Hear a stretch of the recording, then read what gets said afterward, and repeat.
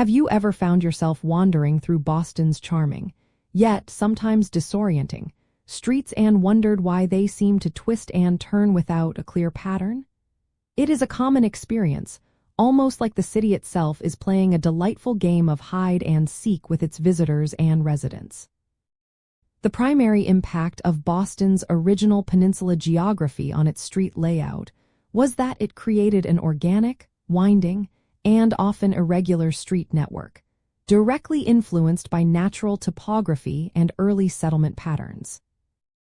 This unique layout developed because Boston started as a very small, hilly, and narrow peninsula, almost an island, connected to the mainland by a thin neck of land.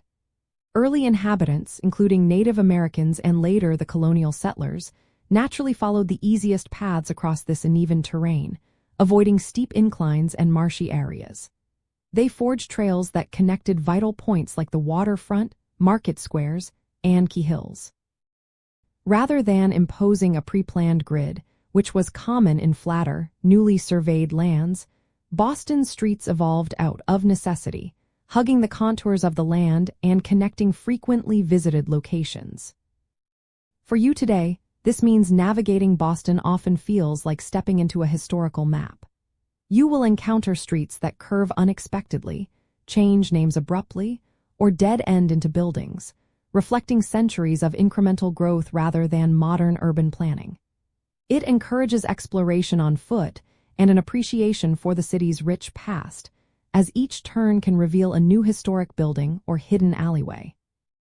Think of areas like the North End or Beacon Hill, where the narrow, winding streets are a direct legacy of this peninsular development. Even with extensive land reclamation projects, like the filling of the Back Bay, which did introduce a more gridded pattern to the newly created land, the original core of the city retained its organic, peninsular-influenced street plan. This contrast vividly illustrates how deeply the original land dictated the paths of early settlement. Ultimately, the peninsula's influence means that Boston's street layout is not just a way to get from one place to another. It is a living historical document, telling the story of early adaptation to the natural world.